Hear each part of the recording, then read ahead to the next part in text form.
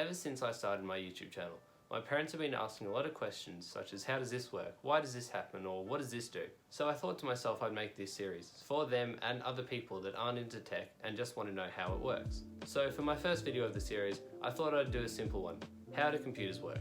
Also, these videos take a lot of time and effort to make, so a sub to the channel would be amazing. It's free and you can always unsubscribe later if you want. So the first / most important part of any computer is the case. And the case, you might be wondering, why is that so important? Well, it's pretty easy actually. If you don't have a case, you've got nowhere to put all the parts in. Basically meaning your computer will just be parts all over the place with cords going everywhere. Unless you want to do something really technical like building your computer into the desk, I'd highly recommend getting a case. For laptops, they use all the same parts as a regular computer, except they're smaller to fit into the case of a laptop. The case for the laptop includes the keyboard and the screen. Now, the motherboard. The motherboard is the backbone of the computer.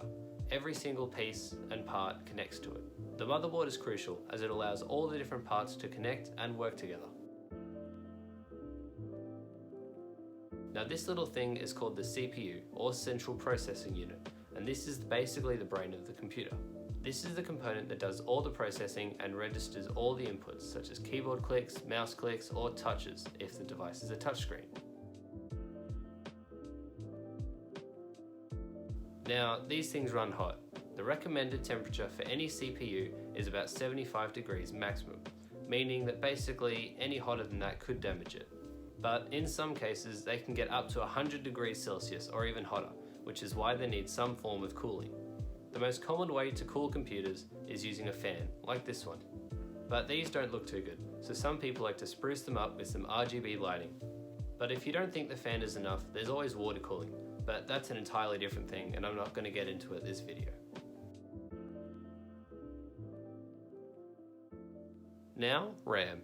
RAM is essentially extremely fast, high-speed storage that your computer uses to store and access temporary data. It works by storing common data that programs are in constant use of, rather than storing them on a slower medium such as a hard drive or an SSD. Speaking of SSDs and hard drives, the next most important thing of any computer is storage, or drives. There are two types of drives: solid-state drives or hard disk drives.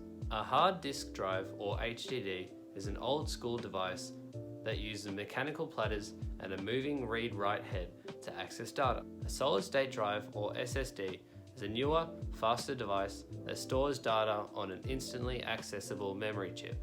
These are used to store data when it's not in use, such as operating systems when the computer's turned off, documents, games, movies, apps, and anything else really. Now the GPU, or graphics card, or graphics processing unit. The graphics card works along with some of the other components in the computer. The CPU works with software applications which sends information about the image down to the graphics card. The graphics card then decides how to use the pixels on the screen to create the correct image. It then sends that information to the monitor using a HDMI cable. Now that you've got all your components ready and plugged in, all you need is one last thing, and that's power. And that's where this monstrosity comes into play. This is the power supply, or PSU. This plugs into every single piece of the computer. Now, don't worry, this is a really old one, so they don't all look as terrible as this.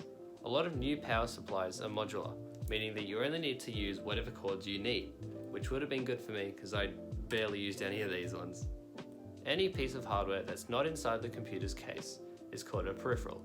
These consist of monitors, keyboard, mouse, microphones, webcams, speakers, and a lot more, but I don't have them with me.